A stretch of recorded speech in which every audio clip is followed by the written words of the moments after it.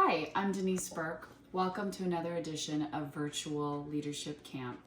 In today's workshop, we're going to be doing a Joshua Tree craft. We posted a video recently doing a field trip to Joshua Tree National Park, and Taylor and I had a great time showing you all the beauty of Joshua Tree. Today we're going to be actually painting a tree from Joshua Tree. And so here are some of the basic supplies. Now, all you need really is paper, good painting paper, and paints of any kind, acrylics, oils, watercolors, or what we're going to be using today is basically Indian ink. It's essentially ink that you would use for calligraphy. It can be purchased on Amazon or at a craft store. I got this set on Amazon, and so it's just a whole set of different colors of calligraphy ink, but you can paint with this ink and it's beautiful. If you want to do the craft a little more upscale instead of on paper, you can also do it on another surface like a canvas. And in this case, I purchased a Remo drum. It was $15 on Amazon. It's just a smaller Remo fiber skin drum. We're going to paint our Joshua Tree scene on the drum. It's going to take a few different layers as things dry, and then this becomes art and can hang on our walls. In addition, it's actually a real drum. So we're going to step you through the process of how to do your Joshua Tree craft. Hi, I'm Taylor Burke. So I'm going to show you first how we make a palette for this. So it's just a homemade one, so very simple to do. So I have some aluminum foil right here, and then a plate. So we're going to cover it here. And Taylor, what is a palette? So this is what we keep our paint on. So you can mix colors, blend colors. Terrific. So here we go. Great, instant palette. And then you have your water ready and brushes. So I have these right here. And we have some paper towels and we have some extra water. Yes. Okay. So now I'm going to start painting my background. I started by taking the blue that we have here and putting a few droplets onto my homemade palette. And now I'm going to use my paintbrush to start putting it on.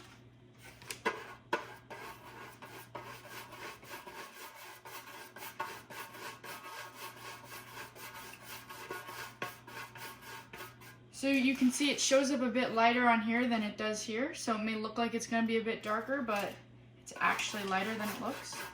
Another way to lighten a color is by adding white to it or adding more water to it. Just make it a little more watery. It'll make it a lighter tone. So I finished with my base coat for the background, so here's how it looks. Excellent. And here's mine. Okay, and what's next? Now you're letting it dry. Yeah. And then next phase, she's going to start working on her picture. She picked a scene from Joshua Tree, which you can too. You can pick an image off the internet or one of our pictures, and you use it as your frame of reference to paint. Okay, let's get started.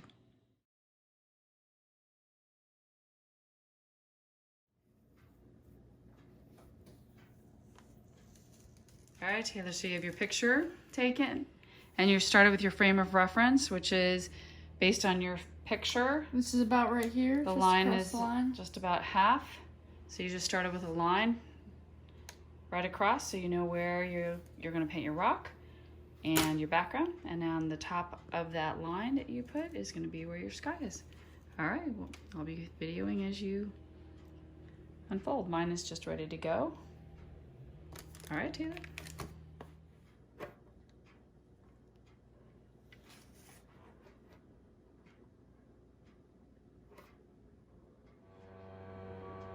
Okay, it's looking like it's evolving. Really nice. So you basically outlined your rock with a pencil, then you painted it in, blended some colors, and then you painted in your earth underneath. And now you're going to go in with some more depth and bring it to life. So Taylor's adding in depth now. She basically started off with an entire coat of blue first as a base coat for her background. Then went over the bottom half with like a blended earth tone for the desert. And then a kind of a mustardy looking color that she blended for the rock. Now she's going in and adding some depth. All right, Taylor is bringing her rock from Joshua Tree to life right now by adding depth and shadow by using a darker color after she kind of filled it in first. Now she's going back in with precision with a very small paintbrush. You lift your hand, hun, so we can see that. Look at that rock. It is coming to life. Beautiful.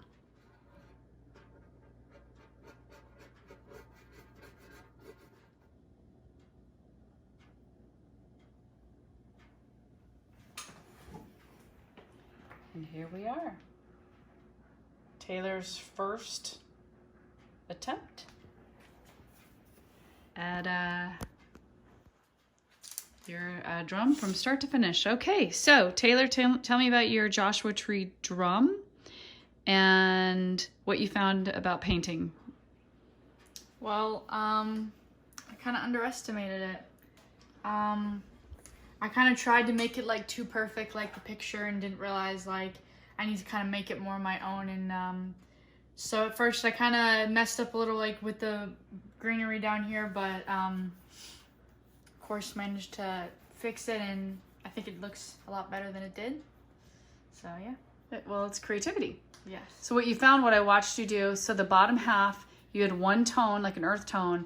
Then you went in with some green and you felt like your bushes were too big, but what was great was you just watered it down a little bit, added a little more kind of brown to it, and then created this wonderful depth when you went back in and just kind of layered the whole thing again, and then went in and just did a few bushes. But there was no such thing as a mistake. You went over it and kind of blended and created actually more depth for your desert.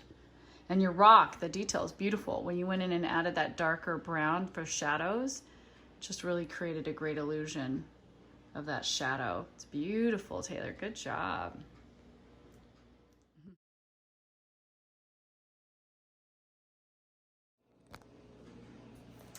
So thank you for joining us for today's workshop, which was the Joshua Tree painting craft.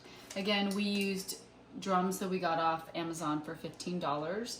Make a nice piece of artwork we can hang on our walls. For mine, I also started with blue on the entire drum, and then also took a line of paint straight across where my mountains were gonna be, and did the same thing as her, just created depth by just keeping adding earth tones along with a little bit of like a brick color and some mustardy color to really create depth for that desert. And just literally went across the bottom and then just went in with a little bit of 2 to 3 colors of green to create a little bit of greenery, and just determine what you want your focus to be. In her case, hers was the rock, mine is the tree. So everything else really just needed to create kind of this scene.